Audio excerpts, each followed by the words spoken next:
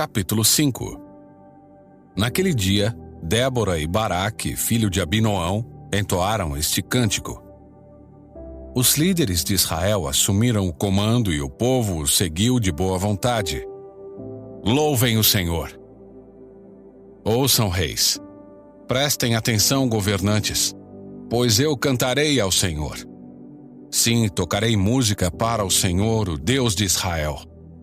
Senhor, quando saíste de Seir e marchaste desde os campos de Edom, a terra tremeu, e as nuvens do céu despejaram chuva.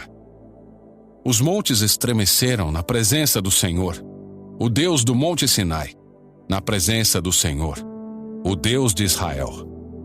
Nos dias de Sangar, filho de Anate, e nos dias de Jael, ninguém passava pelas estradas, e os viajantes tomavam caminhos tortuosos. Restavam poucos nos povoados de Israel, até que Débora se levantou como mãe para Israel. Quando Israel escolheu novos deuses, a guerra chegou às portas das cidades. Mas não se via um só escudo ou lança entre 40.000 guerreiros de Israel. Meu coração está com os comandantes de Israel, com aqueles que se ofereceram para lutar. Louvem o Senhor. Considerem estas coisas, vocês que montam em jumentas brancas, que se sentam em finas mantas, vocês que caminham pela estrada. Ouçam os músicos dos povoados, reunidos junto aos bebedouros. Ali relatam as justas vitórias do Senhor, as justas vitórias de seus camponeses em Israel. Então o povo do Senhor desceu às portas da cidade. Desperte, Débora, desperte! Desperte, desperte e entoe um cântico. Levante-se, Baraque.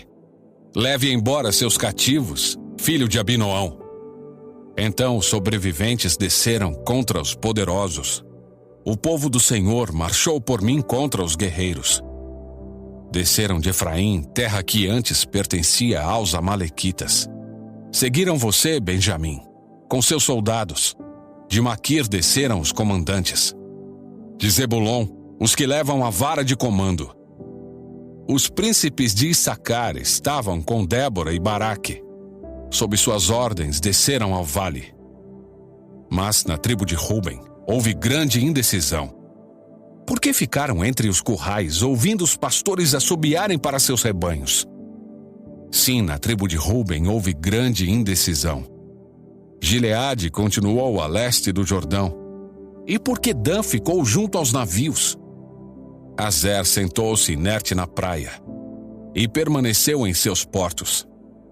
Mas Zebulon arriscou a vida, assim como fez Naftali, nas regiões altas do campo. Os reis de Canaã vieram e lutaram em Taanaque, perto das águas de Megido, mas não levaram despojos de prata. Desde o céu as estrelas lutaram.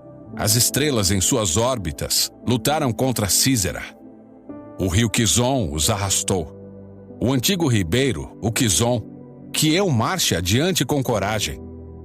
Os cascos dos cavalos martelavam o chão. Galopavam seus poderosos cavalos de guerra. Amaldiçoem os habitantes de Merós, disse o anjo do Senhor. Amaldiçoem duramente, pois não vieram ajudar o Senhor contra fortes guerreiros. Jael, esposa de Éber, o queneu, é a mais abençoada entre as mulheres. Que ela seja a mais abençoada das mulheres que vivem em tendas. Sísera lhe pediu água e ela lhe deu leite. Numa vasilha digna dos nobres, trouxe-lhe coalhada. Com a mão esquerda, pegou uma estaca de tenda. Com a direita, o martelo de trabalhador. Com eles, atacou Sísera e esmagou sua cabeça.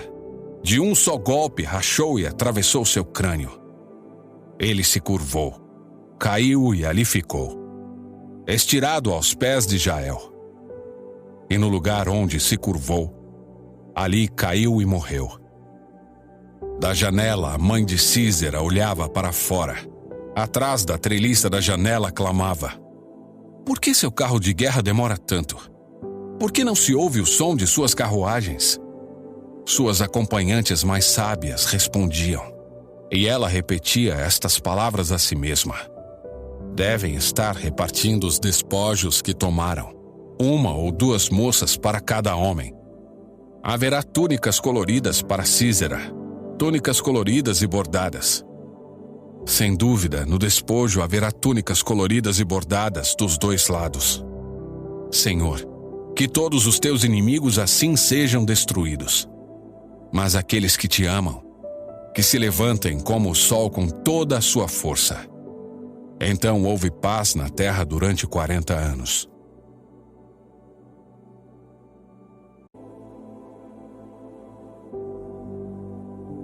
Capítulo 6. Os israelitas fizeram o que era mal aos olhos do Senhor. Por isso, o Senhor os entregou nas mãos dos midianitas durante 7 anos. Os midianitas eram tão cruéis que os israelitas fizeram para si esconderijos nas montanhas, nas cavernas e nas fortalezas.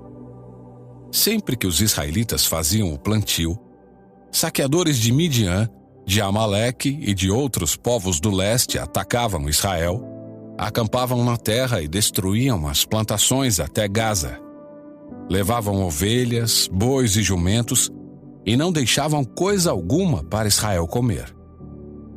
Esses bandos inimigos que vinham com seus rebanhos e tendas eram como uma praga de gafanhotos.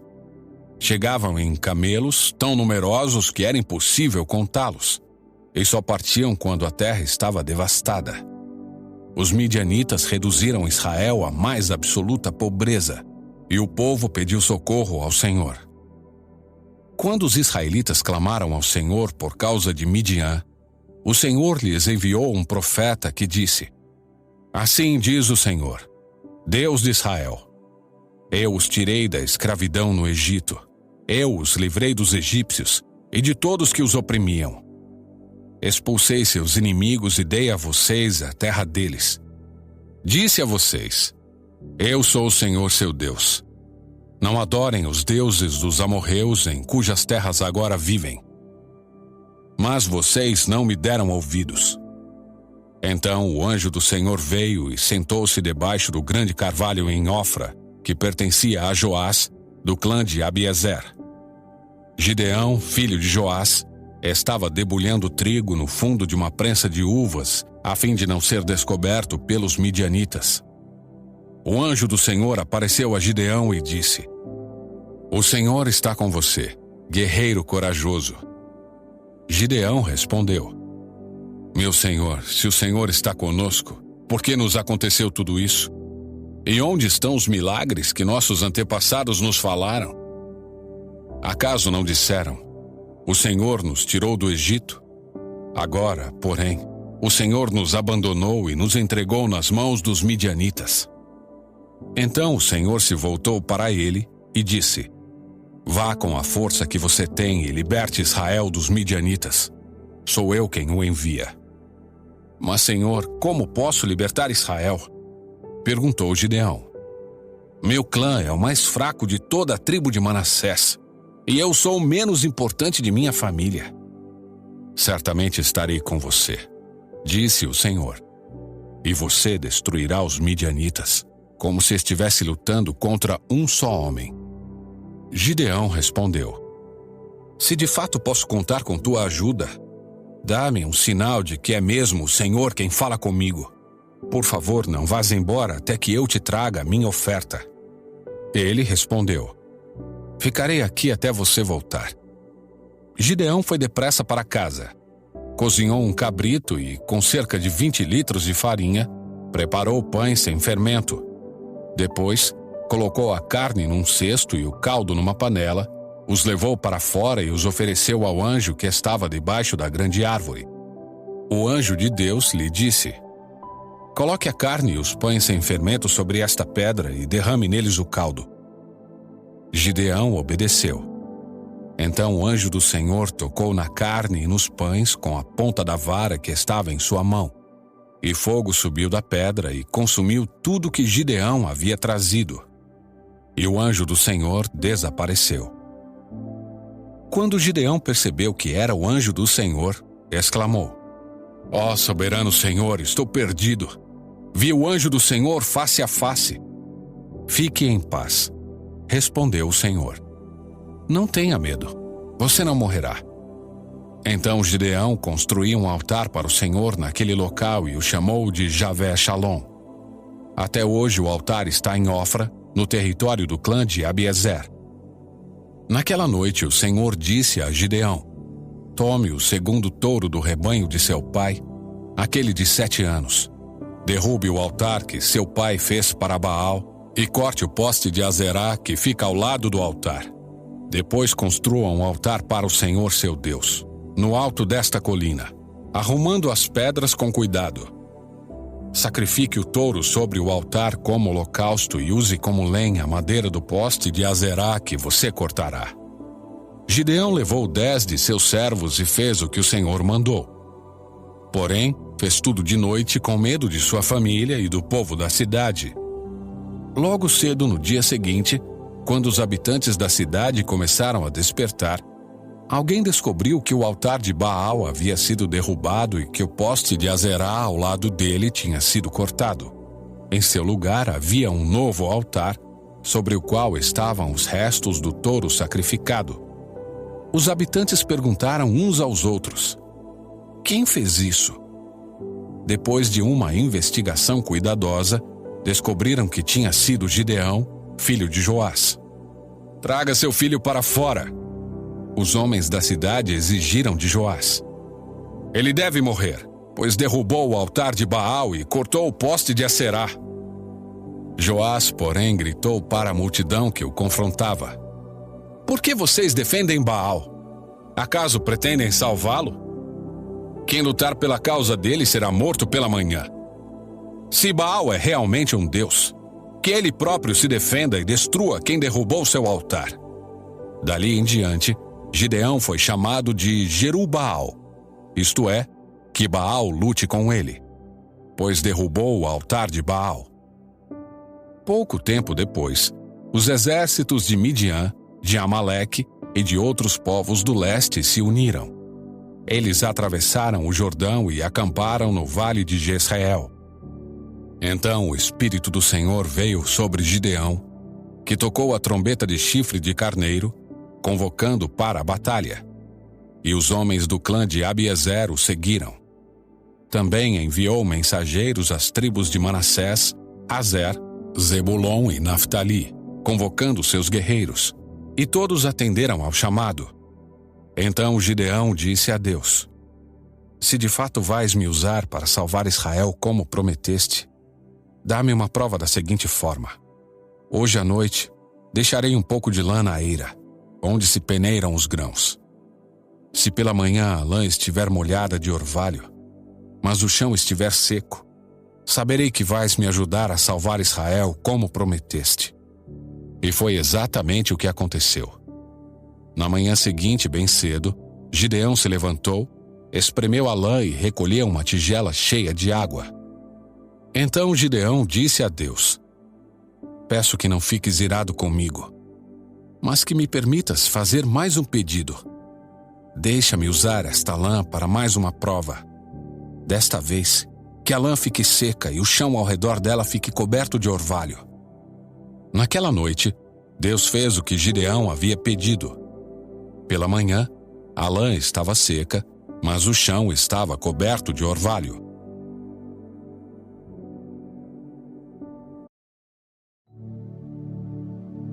Capítulo 7. Jerubaal, isto é, Gideão, e todo o seu exército se levantaram de madrugada e acamparam junto à fonte de Arode. Os exércitos de Midian estavam acampados ao norte deles, no vale perto da colina de Moré. O Senhor disse a Gideão: você tem guerreiros demais.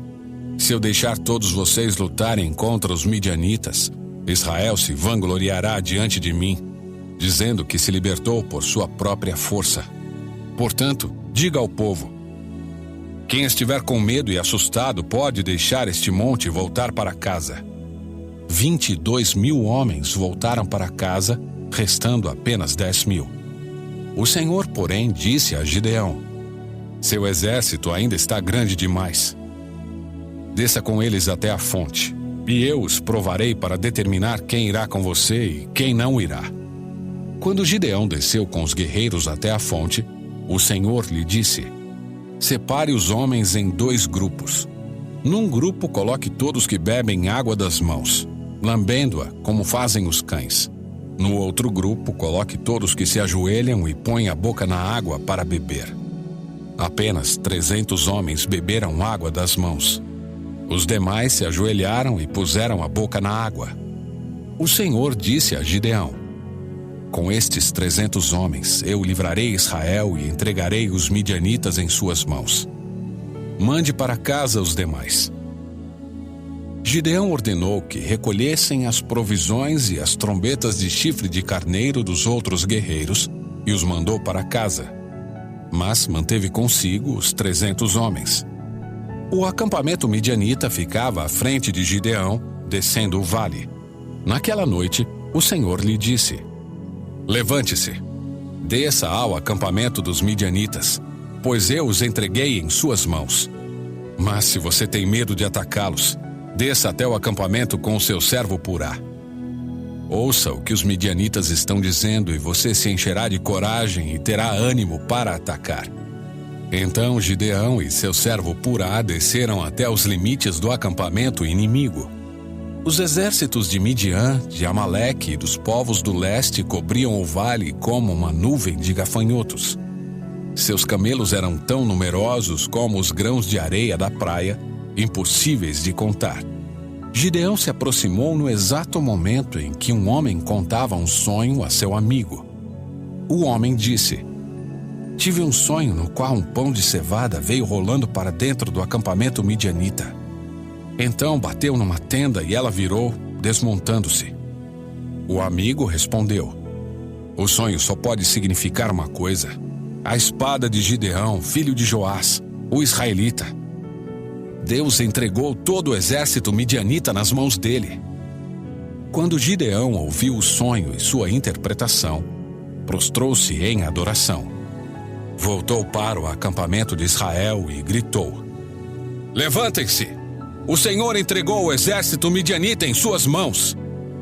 Em seguida, dividiu os 300 homens em 3 grupos e deu a cada homem uma trombeta em um vaso de barro com uma tocha dentro. Olhem para mim, disse ele. Quando chegarmos à beira do acampamento, façam o que eu fizer. Assim que eu e todos que estiverem comigo tocarmos nossas trombetas, toquem as suas também ao redor de todo o acampamento e gritem: pelo Senhor e por Gideão. Pouco depois da meia-noite da troca da guarda inimiga, Gideão e seus 100 homens chegaram aos limites do acampamento midianita. De repente, tocaram as trombetas e quebraram os vasos de barro. Então os 3 grupos tocaram as trombetas e quebraram os vasos. Segurando a tocha na mão esquerda e a trombeta na direita, todos gritaram: a espada! Pelo Senhor e por Gideão. Cada homem manteve sua posição ao redor do acampamento e viu todos os midianitas correrem de um lado para o outro, gritando apavorados enquanto fugiam. Quando os 300 israelitas tocaram as trombetas, o Senhor fez os guerreiros que estavam no acampamento lutarem uns contra os outros com suas espadas. Os que sobreviveram fugiram para lugares distantes como Bet-Sita, perto de Zererá, e para a divisa de Abel-Meolá, perto de Tabate. Então Gideão convocou os guerreiros de Naftali, Azer e Manassés, que se juntaram aos demais para perseguir o exército midianita. Gideão também enviou mensageiros a toda a região montanhosa de Efraim, dizendo: desçam e ataquem os midianitas. Não permitam que eles cheguem aos pontos mais rasos de travessia do Jordão em Bet-Bara. Todos os homens de Efraim obedeceram. Capturaram Oreb e Zeeb, os 2 comandantes midianitas, e mataram Oreb na rocha de Oreb e Zeeb na prensa de uvas de Zeeb. Depois, continuaram a perseguir os midianitas. Por fim, levaram a cabeça de Oreb e a de Zeeb para Gideão, que estava do outro lado do Jordão.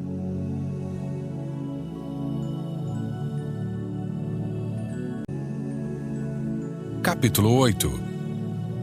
Então os homens da tribo de Efraim perguntaram a Gideão: por que você nos tratou dessa forma? Por que não nos chamou quando foi lutar com os midianitas? E o repreenderam duramente. Gideão, porém, respondeu: o que eu fiz em comparação com vocês? A sobra das uvas da colheita de Efraim não são melhores que toda a colheita do pequeno clã de Abiezer? Deus entregou em suas mãos Oreb e Zeeb, os comandantes do exército midianita. O que eu fiz em comparação com isso? Quando ouviram a resposta de Gideão, a indignação dos homens de Efraim diminuiu. Então Gideão atravessou o rio Jordão com os 300 homens e, embora estivessem exaustos, continuaram a perseguir o inimigo. Quando chegaram a Sucote, Gideão pediu ao povo da cidade: por favor, deem um pouco de comida aos meus guerreiros. Eles estão muito cansados. Estou perseguindo Zeba e Zalmuna, reis de Midian. Mas os líderes de Sucote responderam: primeiro capture Zeba e Zalmuna, e então daremos comida ao seu exército. Muito bem, disse Gideão.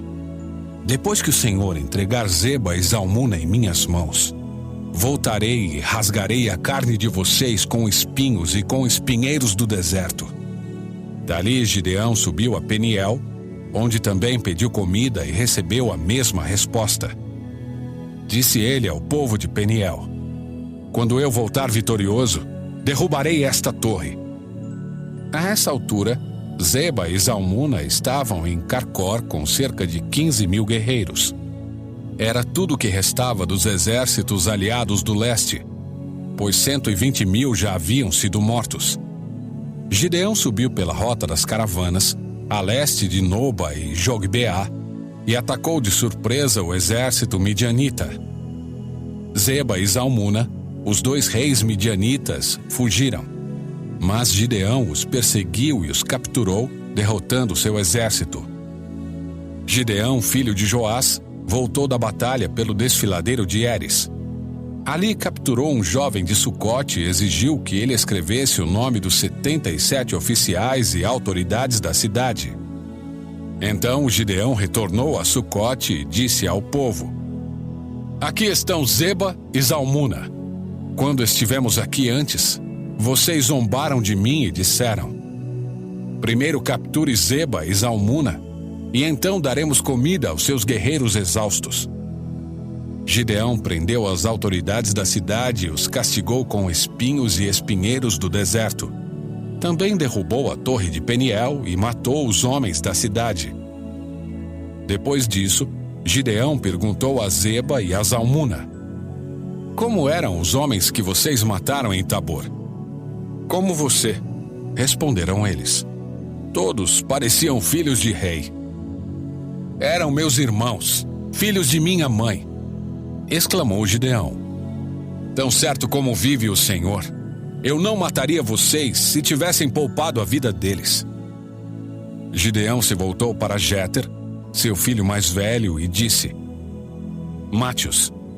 Mas Jéter não tirou sua espada, pois ainda era jovem e teve medo.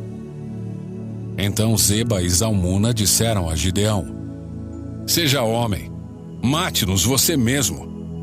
Gideão os matou e tirou os enfeites que estavam no pescoço dos camelos deles. Então os israelitas disseram a Gideão: seja nosso governante. Você, seu filho e seu neto nos governarão, pois nos libertou de Midian. Gideão, porém, respondeu: nem eu nem meu filho governaremos vocês. O Senhor os governará. Mas tenho um pedido a fazer. Cada um de vocês me dê uma argola de ouro que tomou de seus inimigos como despojo. Uma vez que os inimigos eram ismaelitas, todos usavam argolas de ouro. Com todo prazer, responderam eles. Estenderam uma capa e cada um jogou ali uma argola de ouro que havia tomado como despojo. O peso das argolas de ouro totalizou pouco mais de 20 quilos, sem contar os enfeites, os pendentes e as roupas de púrpura que os reis de Midian usavam, além das correntes que estavam no pescoço de seus camelos. Com esse ouro, Gideão fez um colete sacerdotal e o colocou em Ofra, sua cidade. Todo Israel, porém, se prostituiu, fazendo do colete objeto de adoração. E ele se tornou uma armadilha para Gideão e sua família. Esse é o relato de como os israelitas derrotaram Midian, que nunca se recuperou. Durante 40 anos do restante da vida de Gideão, houve paz na terra. Então Gideão, filho de Joás, voltou para casa. Gerou 70 filhos do sexo masculino, pois teve muitas esposas. Também teve uma concubina em Siquém que deu à luz um filho seu, a quem ele chamou Abimeleque. Gideão, filho de Joás, morreu quando era muito idoso e foi sepultado no túmulo de seu pai Joás, em Ofra, no território do clã de Abiezer. Logo depois da morte de Gideão, os israelitas se prostituíram, adorando imagens de Baal e fazendo de Baal Berite seu Deus. Os israelitas se esqueceram do Senhor seu Deus, que os havia livrado de todos os inimigos em redor. Também não demonstraram lealdade alguma para com a família de Jerubaal, isto é, Gideão, apesar de todo o bem que ele havia feito a Israel.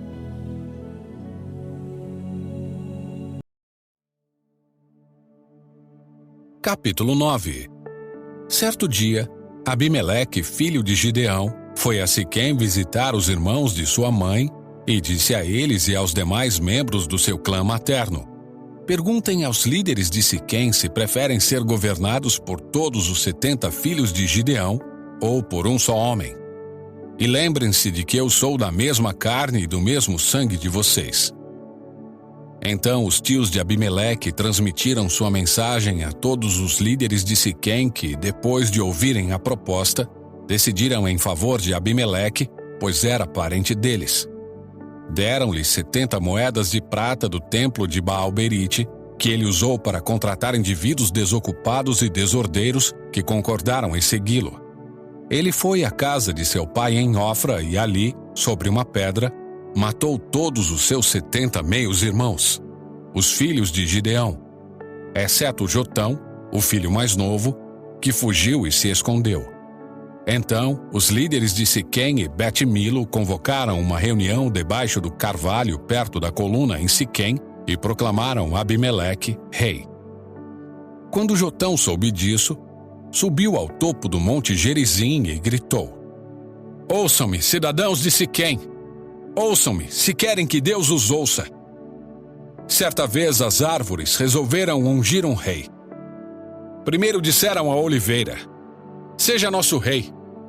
Mas a oliveira se recusou e disse: devo deixar de produzir o óleo que agrada a Deus e às pessoas, só para ser a mais alta das árvores que o vento agita? Então disseram à figueira: seja nosso rei. Mas a figueira também se recusou e disse: devo deixar de produzir meus frutos doces e deliciosos, só para ser a mais alta das árvores que o vento agita? Então disseram à videira: seja nosso rei.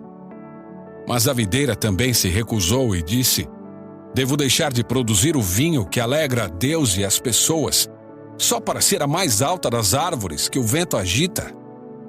Por fim, todas as árvores se voltaram para o espinheiro e disseram: seja nosso rei. E o espinheiro respondeu às árvores: se querem mesmo ungir-me seu rei, venham abrigar-se à minha sombra. Se não, que saia fogo de mim e queime os cedros do Líbano. Jotão prosseguiu: será que vocês de fato agiram de forma honrada e íntegra ao proclamar Abimeleque seu rei? Será que foram justos com Gideão e seus descendentes? Vocês o trataram como ele merece, tendo em vista tudo o que realizou? Meu pai lutou por vocês e arriscou a vida para libertá-los dos midianitas. Mas hoje vocês se rebelaram contra ele e seus descendentes e mataram seus 70 filhos sobre uma pedra. Escolheram Abimeleque, filho da escrava dele, para ser rei só porque ele é seu parente. Se hoje agiram de forma honrada e íntegra com Gideão e seus descendentes, então que sejam felizes com Abimeleque. e que ele seja feliz com vocês. Mas se não o fizeram, então que saia fogo de Abimeleque e queime os líderes de Siquém e Bet-Milo, e saia fogo dos líderes de Siquém e Bet-Milo e queime Abimeleque. Então Jotão fugiu e foi morar em Beer, pois tinha medo de seu irmão Abimeleque. Depois que Abimeleque havia governado Israel por 3 anos, Deus enviou um espírito que gerou discórdia entre Abimeleque e os líderes de Siquém, que se rebelaram. Foi um castigo para Abimeleque por ele ter assassinado os 70 filhos de Gideão e para os líderes de Siquém por terem apoiado Abimeleque no assassinato de seus irmãos. Os líderes de Siquém prepararam uma emboscada para Abimeleque no alto dos montes e assaltavam todos os que passavam por ali.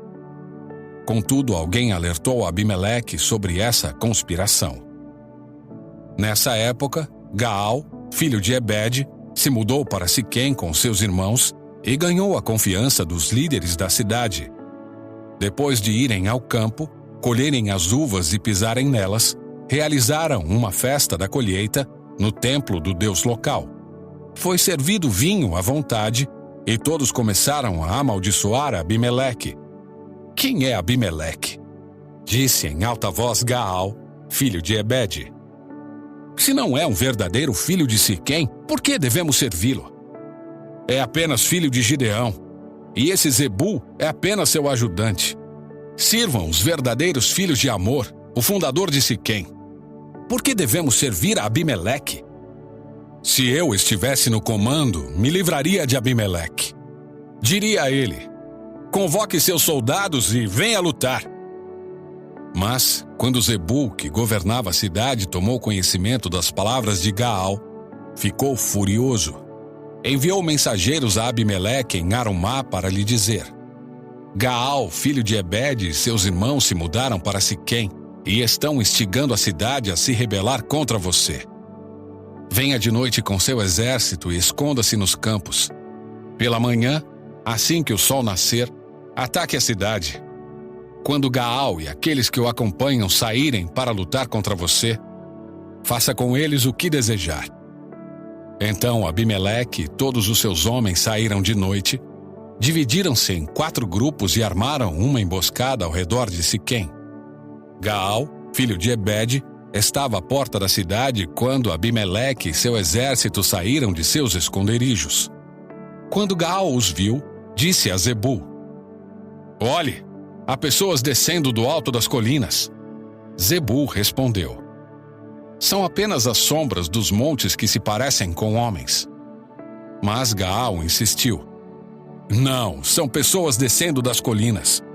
E outro grupo vem pela estrada que passa pelo carvalho dos adivinhos. Zebul se voltou para ele e perguntou: Onde foi parar toda a sua conversa? Não foi você que disse: Quem é Abimeleque e por que deveríamos servi-lo? Os homens dos quais você zombou estão logo ali do lado de fora da cidade. Saia e lute contra eles. Então Gaal marchou à frente dos líderes de Siquém para a batalha contra Abimeleque.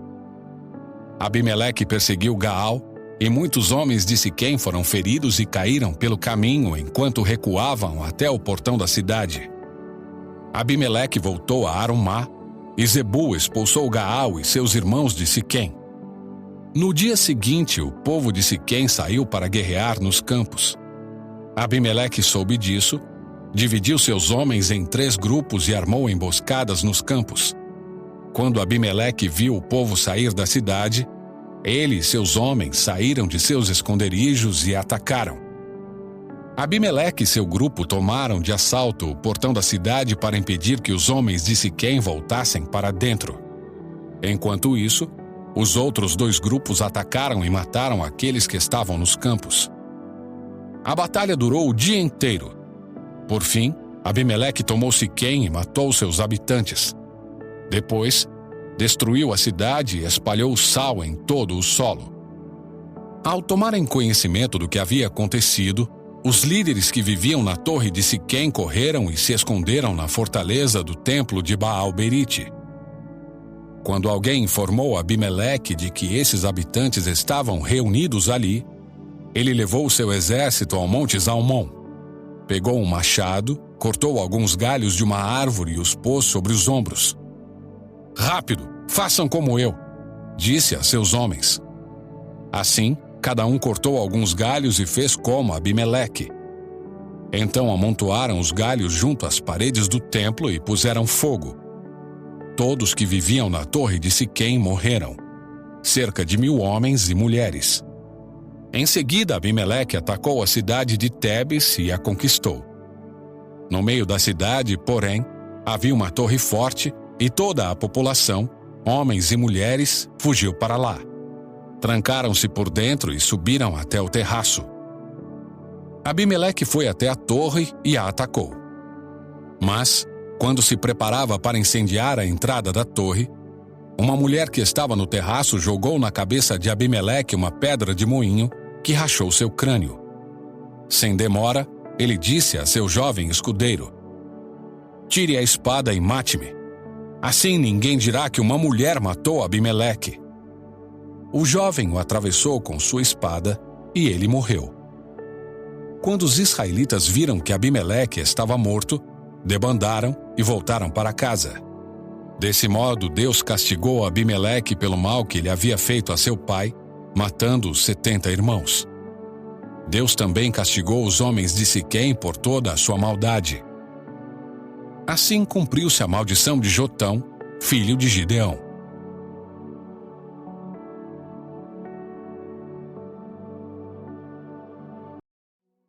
Capítulo 10. Depois da morte de Abimeleque, Tolá, filho de Puá, filho de Dodô, foi o próximo libertador de Israel. Era da tribo de Issacar, mas morava na cidade de Samir, na região montanhosa de Efraim. Julgou Israel por 23 anos. Quando morreu, foi sepultado em Samir. Depois que Tolá morreu, Jair de Gileade julgou Israel por 22 anos. Seus 30 filhos montavam 30 jumentos e possuíam na terra de Gileade 30 cidades, que até hoje são chamadas de cidades de Jair. Quando morreu, foi sepultado em Camon. Mais uma vez, os israelitas fizeram o que era mal aos olhos do Senhor.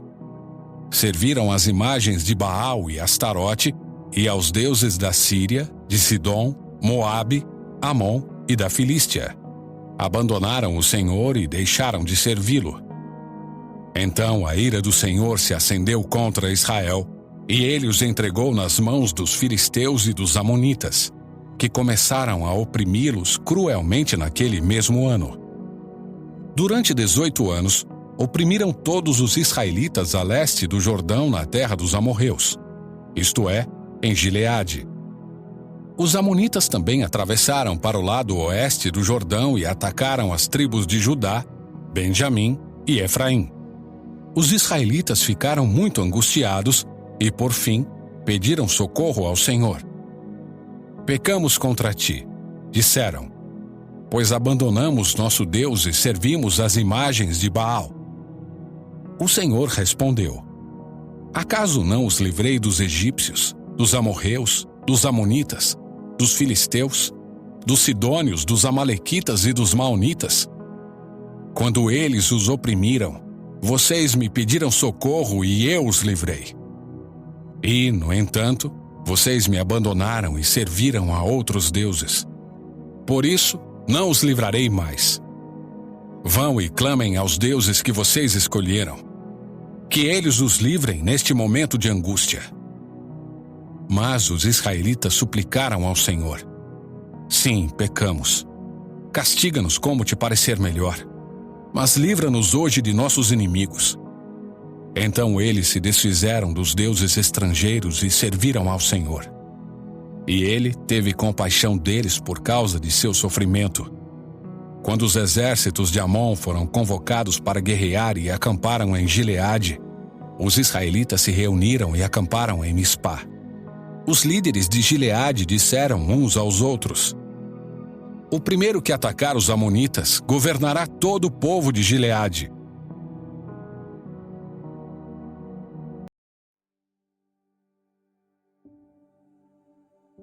Capítulo 11. Jefté era um guerreiro corajoso. Era filho de Gileade, mas sua mãe era uma prostituta.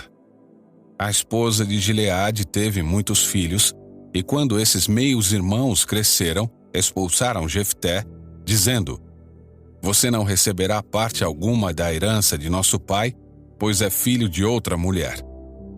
Então Jefté fugiu de seus irmãos e foi viver na terra de Tobi. Em pouco tempo passou a chefiar um bando de desocupados que se uniram a ele. Por essa época, os amonitas começaram a guerrear contra Israel. Quando os amonitas atacaram, os líderes de Gileade mandaram buscar Jefté na terra de Tobi. Venha e seja nosso comandante, disseram. Ajude-nos a lutar contra os amonitas. Mas Jefté lhes disse: Não são vocês os mesmos que me odiavam e que me expulsaram da casa de meu pai? Por que me chamam agora que estão em apuros? Porque precisamos de você, responderam os líderes. Se você nos comandar na batalha contra os amonitas, nós o proclamaremos governante de todo o povo de Gileade. Jefté lhes disse: Quer dizer que, se eu for com vocês e o Senhor me der a vitória sobre os amonitas, governarei todo o povo. Os líderes de Gileade responderam: O Senhor é nossa testemunha de que faremos exatamente como você disse. Então Jefté foi com os líderes de Gileade, e o povo o fez governante e comandante do exército. Em Mispá, na presença do Senhor, Jefté repetiu o que tinha dito aos líderes. Jefté enviou mensageiros ao rei de Amon para perguntar: Por que você saiu para guerrear contra minha terra? O rei de Amon respondeu aos mensageiros de Jefté: Quando saíram do Egito, os israelitas roubaram minhas terras desde o rio Arnon até o rio Jaboque e até o Jordão. Agora devolva-nos pacificamente esse território. Jefté enviou a seguinte mensagem em resposta ao rei amonita: Assim diz Jefté: Israel não roubou terra alguma de Moabe nem de Amon. Quando o povo de Israel veio do Egito e chegou a Cádiz, depois de atravessar o Mar Vermelho, enviou mensageiros ao rei de Edom e pediu: Deixe-nos passar por sua terra. Contudo, seu pedido foi negado. Então fizeram o mesmo pedido ao rei de Moabe, mas ele também não os deixou passar. Por isso, o povo de Israel ficou em Cádiz. Depois, passaram pelo deserto, contornando Edom e Moabe. Acompanharam a divisa de Moabe a leste e acamparam do outro lado do rio Arnon. Em momento algum atravessaram o Arnon para entrar em Moabe, pois o Arnon era a divisa de Moabe. Então Israel enviou mensageiros a Seom, rei dos amorreus, que governava em Esbom, e pediu: Deixe-nos passar por sua terra para chegarmos ao nosso destino. O rei Seom, porém, não confiava em Israel o suficiente para deixar o povo passar por seu território. Em vez disso, mobilizou o seu exército em Jaza e atacou Israel. Mas o Senhor, o Deus de Israel, entregou o rei Seom nas mãos de seu povo, que derrotou os amorreus. Israel tomou posse de toda a terra dos amorreus que viviam naquela região, desde o Arnon até o Jaboque e desde o deserto até o Jordão. Como você vê, foi o Senhor, o Deus de Israel, que tirou a terra dos amorreus e a entregou a Israel. Por que então haveríamos de devolvê-la? Fique com o que o seu Deus Camus lhe der, e nós ficaremos com o que o Senhor, nosso Deus, nos der. Acaso você é melhor que Balaque, filho de Zippor, rei de Moabe? Ele tentou disputar esses territórios com Israel?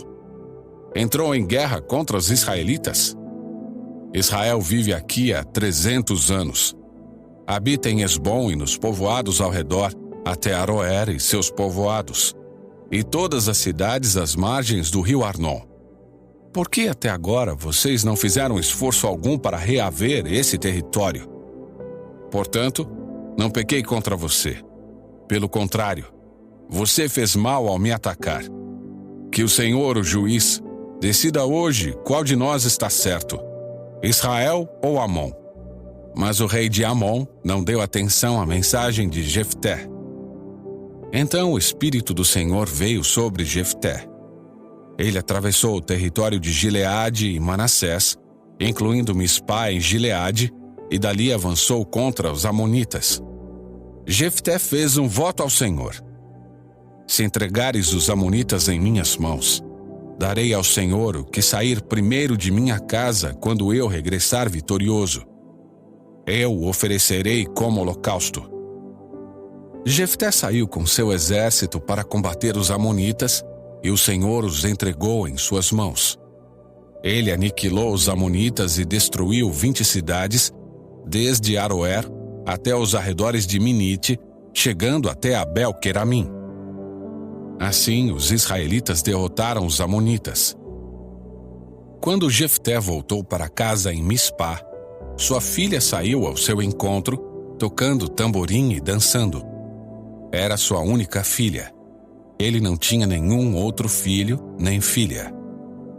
Quando Jefté a viu, rasgou as próprias roupas e gritou: "Ah, minha filha, você acabou comigo. Trouxe desgraça sobre mim. Fiz um voto ao Senhor e não posso voltar atrás."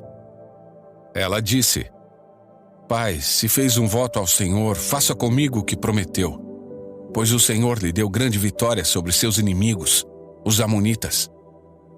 Mas primeiro permita que eu ande pelos montes e chore com minhas amigas por 2 meses, pois morrerei virgem."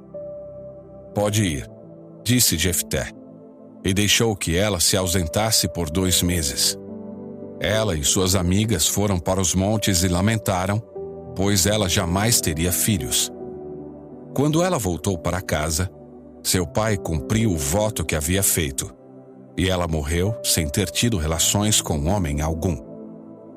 Por isso, tornou-se costume em Israel as moças israelitas saírem por 4 dias todos os anos para lamentar o destino da filha de Jefté, de Gileade.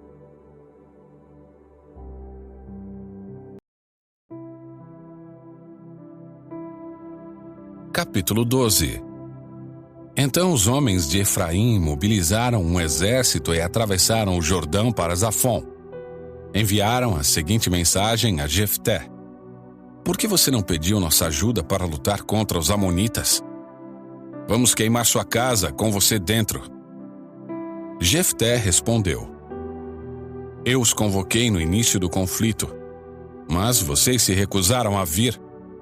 Não nos ajudaram na luta contra Amon. Por isso, quando vi que vocês não viriam, arrisquei a vida e saí para a batalha sem vocês. E o Senhor entregou os amonitas em minhas mãos. Por que agora vocês vêm lutar contra mim?" Os homens de Efraim responderam: "Vocês de Gileade não passam de fugitivos de Efraim e Manassés." Então Jefté reuniu todos os guerreiros de Gileade, atacou os homens de Efraim e os derrotou. Os homens de Gileade tomaram os pontos mais rasos de travessia do Jordão, e sempre que um fugitivo de Efraim tentava voltar para outra margem, eles o confrontavam. "Você pertence à tribo de Efraim?" perguntavam. Se o homem negasse, eles o mandavam dizer Shibolete. Se ele era de Efraim, dizia Sibolete, pois o povo de Efraim não consegue pronunciar essa palavra corretamente. Então eles o capturavam e o matavam no lugar de travessia do Jordão. Ao todo, foram mortos 42.000 homens de Efraim naquela ocasião. Jefté julgou Israel durante 6 anos. Quando morreu, foi sepultado numa das cidades de Gileade. Depois que Jefté morreu, Ibsã de Belém julgou Israel. Ele teve 30 filhos e 30 filhas. Deu suas filhas em casamento a homens de fora de seu clã e trouxe 30 moças de fora de seu clã para se casarem com seus filhos. Ibsã julgou Israel durante 7 anos. Quando morreu, foi sepultado em Belém. Depois que Ibsã morreu, Elon, da tribo de Zebulon, julgou Israel durante 10 anos. Quando morreu, foi sepultado em Aijalon, no território de Zebulon. Depois que Elon morreu, Abdon, filho de Hilel, de Piratom, julgou Israel. Ele teve 40 filhos e 30 netos que montavam 70 jumentos. Abdom julgou Israel durante 8 anos. Quando morreu, foi sepultado em Piratom, no território de Efraim, na região montanhosa dos Amalequitas.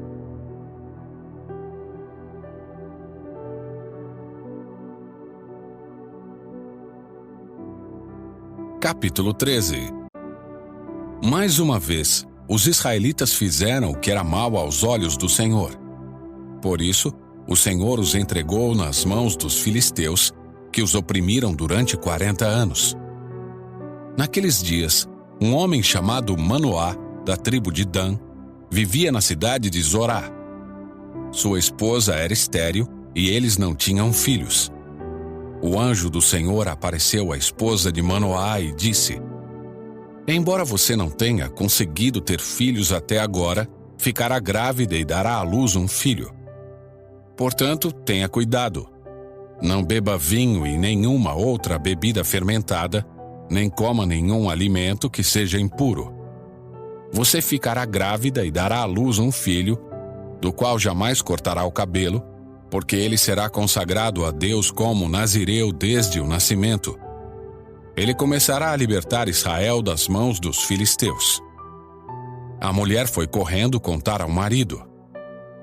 Um homem de Deus apareceu para mim. Era como um dos anjos de Deus e sua aparência era assustadora. Não perguntei de onde era e ele não me disse seu nome. Mas ele me disse: Você ficará grávida e dará à luz um filho. Não beba vinho e nenhuma outra bebida fermentada, nem coma nenhum alimento que seja impuro. Seu filho será consagrado a Deus como nazireu, desde o nascimento até o dia de sua morte. Então Manoá orou ao Senhor: Senhor, eu peço que o homem de Deus que enviaste volte e nos dê mais instruções a respeito desse filho que vai nascer. Deus atendeu a oração de Manoá. E o anjo de Deus apareceu outra vez à esposa quando ela estava sentada no campo. Seu marido Manoá não estava com ela. Então ela foi correndo contar ao marido: O homem que apareceu outro dia está aqui de novo. Manoá voltou depressa com sua esposa e perguntou: O senhor é o homem que falou com minha esposa outro dia? Sim, sou eu, respondeu ele. Então Manoá perguntou: Quando suas palavras se cumprirem, como devemos criar um menino? Qual será o trabalho dele? O anjo do Senhor respondeu: Sua esposa deverá seguir as instruções que lhe dei. Ela não deve comer uvas nem passas, não deve beber vinho e nenhuma outra bebida fermentada, nem deve comer nenhum alimento que seja impuro. Ela deverá fazer tudo o que ordenei. Manoá disse ao anjo do Senhor: Por favor, fique aqui até prepararmos um cabrito para o Senhor. Está bem, só que não comerei nada, respondeu o anjo do Senhor. Mas você pode preparar um holocausto como sacrifício ao Senhor. Manoá ainda não havia percebido que era o anjo do Senhor. Manoá perguntou ao anjo do Senhor: Qual é seu nome? Queremos lhe prestar homenagem quando isso tudo se cumprir. Por que quer saber meu nome? Disse o anjo do Senhor. Ele é tão maravilhoso que você não conseguiria entender. Então Manoá tomou um cabrito e uma oferta de cereal e os apresentou sobre uma rocha como sacrifício ao Senhor. Enquanto Manoá e sua esposa observavam, o Senhor fez algo extraordinário. Quando as chamas do altar subiram ao céu, o anjo do Senhor subiu nas chamas. Ao verem isso, Manoá e sua esposa se curvaram com o rosto no chão. O anjo do Senhor não voltou a aparecer a Manoá e sua esposa. Então Manoá finalmente percebeu que era o anjo do Senhor e disse à sua esposa: Com certeza vamos morrer, pois vimos a Deus. Sua esposa, porém, disse: Se o Senhor quisesse nos matar, não teria aceitado o holocausto e a oferta de cereal. Não teria aparecido a nós, nem nos teria revelado essas coisas maravilhosas. Quando o menino nasceu, ela o chamou de Sansão. O Senhor o abençoou enquanto ele crescia, e o Espírito do Senhor começou a agir nele quando ele morava em Maané-Dan, entre Zorá e Estaol.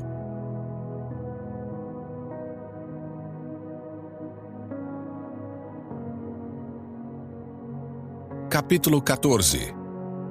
Certo dia, Sansão estava em Tímina e viu uma moça do povo filisteu. Quando voltou para casa, disse a seu pai e a sua mãe: Vi uma moça filisteia em Tímina. Quero me casar com ela.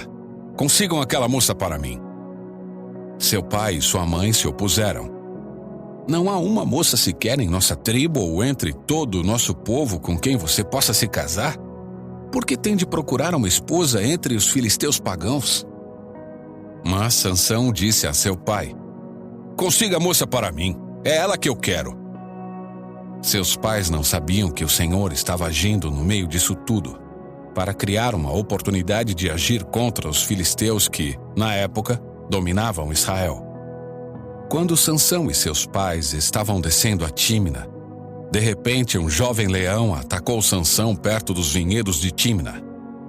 Naquele momento, o Espírito do Senhor veio sobre Sansão com tamanho poder que ele rasgou o animal pelas mandíbulas, usando as próprias mãos, com a mesma facilidade que se despedaça um cabrito.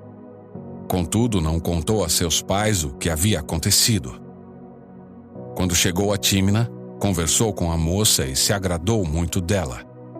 Algum tempo depois, quando voltou a Tímina para o casamento, saiu do caminho para ver o cadáver do leão. Descobriu que um enxame de abelhas havia feito mel dentro da carcaça. Pegou um pouco de mel com as mãos e foi comendo pelo caminho. Também deu um pouco a seu pai e a sua mãe. E eles comeram. Mas Sansão não lhes contou que havia tirado o mel da carcaça do leão. Enquanto seu pai estava em Tímina para o casamento, Sansão ofereceu uma festa ali, como era costume entre os noivos. Quando os pais da noiva o viram, escolheram 30 rapazes da cidade para o acompanharem na festa. Sansão lhes disse: Vou lhes propor um enigma. Se conseguirem decifrá-lo durante estes 7 dias de celebração, darei a vocês 30 camisas de linho fino e 30 conjuntos de roupa. Mas se não conseguirem decifrá-lo, vocês me darão 30 camisas de linho fino e 30 conjuntos de roupa. Está bem, concordaram eles. Proponha seu enigma. Ele disse: Do que come, veio algo para comer. Do que é forte, veio algo doce. 3 dias depois, eles ainda tentavam encontrar a resposta. No 4º dia, disseram à esposa de Sansão: Convença seu marido a explicar o enigma. Caso contrário, queimaremos vivos você e sua família. Você nos convidou à festa só para nos deixar pobres? Então a esposa de Sansão lhe disse aos prantos: Você não me ama, você me odeia. Propôs um enigma ao meu povo, mas não me contou a resposta. Ele respondeu: Não revelei o enigma nem a meu pai e minha mãe. Por que deveria contá-lo a você? Ela chorava cada vez que estava com ele, e assim continuou até o último dia da festa. Por fim, de tanto importunar Sansão, no 7º dia ele lhe contou a resposta. Então ela explicou o enigma aos rapazes. Antes do pôr do sol do 7º dia, os homens da cidade vieram dar a resposta a Sansão. O que é mais doce que o mel? O que é mais forte que o leão? Sansão respondeu: Se vocês não tivessem arado com minha novilha, não teriam resolvido meu enigma. Então o Espírito do Senhor veio com poder sobre Sansão. Ele desceu à cidade de Ascalon, matou 30 homens, tomou seus pertences e deu as roupas deles aos homens que haviam resolvido o enigma. Contudo, ficou furioso com o que tinha acontecido e voltou a morar na casa de seus pais. A noiva de Sansão foi dada como esposa ao rapaz que o havia acompanhado na cerimônia.